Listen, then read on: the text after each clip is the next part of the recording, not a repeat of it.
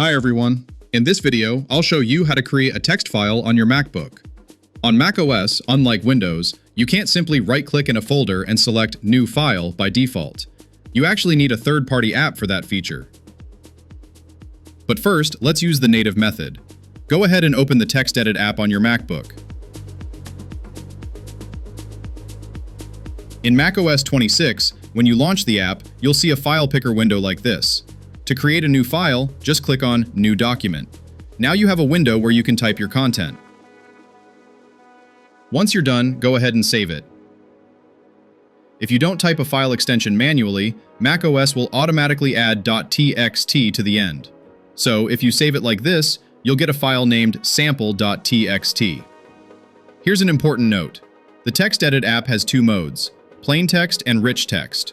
Depending on your workflow, you might want to change the default setting.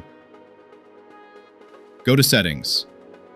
From there, you can choose whether new documents start as plain text or rich text. If you choose rich text, you'll get formatting options and menus to style your text.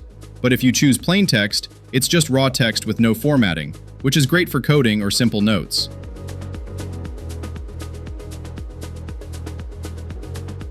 Now, if you really want that right-click to create a text file workflow, just like on Windows, you'll need to install an extra app.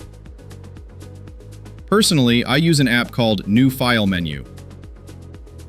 You can find it on the App Store.